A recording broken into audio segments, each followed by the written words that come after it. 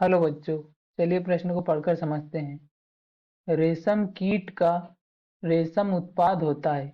हमें चार विकल्प दिए हैं। ए लार्वा की क्यूटिकल, बी वयस्क की क्यूटिकल, सी लार्वा की लसिका ग्रंथि का स्त्राव, डी वयस्क की लसिका ग्रंथि का स्त्राव। मुख्य अवधारणा, हम पहले प्रश्न की मुख्य अवधारणा देख लेते हैं। मुख्य अवधारणा, हमारे प्रश्न की मुख्य अवधारणा है हमें रेशम कीट के बारे में बताना है। रेशम कीट की जो इनका उत्पाद होता है वह किससे बना होता है। इनका रेशम जो उत्पाद होता है वह किससे बनता है। रेशम कीट में जो इनकी मादा होती है वह अंडे देती है। अंडे देती है। ये अंडे श्वेत और गोल होते हैं। कुछ दिनों बाद या 10 दिनों बाद ये अंडे टूट जाते हैं या फूट जाते हैं, जिन्हें चटकना भी बोलते हैं। टूट जाएंगे तब इन अंडों से इस अंडों से लार्वा का निर्माण होगा, यानी इन अंडों से लार्वा निकलेंगे, जिन्हें कैटरपिलर भी कहते हैं। क्या कहते हैं? कैटरपिलर भी। इन लार्वा को कैटरपिलर भी कहते हैं। इन लार्वा में मोल्टिंग की क्रिया होती है।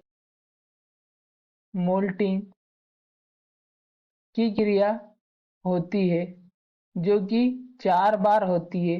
मोल्टिंग का मतलब शरीर की त्वचा में परिवर्तन होता है। शरीर की त्वचा में परिवर्तन। मोल्टिंग की क्रिया के फलस्वरूप वयस्क निर्माण होता है। वयस्क का निर्माण होता है। वयस्क में इस वयस्क में लसिका ग्रंथि होती है, साथ ही इसमें लार ग्रंथि होती है। लसिका ग्रंथि होती है।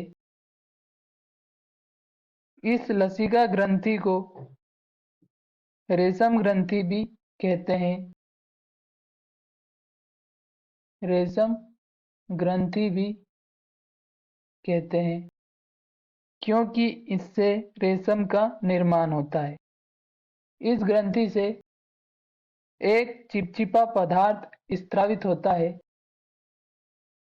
चिपचिपा पदार्थ स्रावित होता है। यह चिपचिपा पदार्थ हवा के संपर्क में आने से हवा के संपर्क में आने से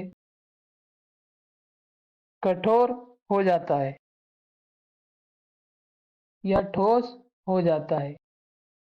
इस चिपचिपे पदार्थ की जाली जैसी संरचना को जाली संरचना कहते हैं या कोकून कहते हैं। जाली संरचना को कोकून कहते हैं। तो हमें जो प्रश्न में पूछा गया था कि रेशम कीट का रेशम उत्पाद होता है, जिसके लिए हमें 4 विकल्प दिए थे। पहला विकल्प है लार्वा की क्यूटिकल, तो यह रेशम उत्पाद नहीं होता है, अतः यह उत्तर गलत होगा। दूसरा विकल्प हमें दिया है वयस्क की क्यूटिकल, तो वयस्क की क्यूटिकल भी रेशम उत्पाद नहीं होता है, यह उत्तर भी गलत होगा।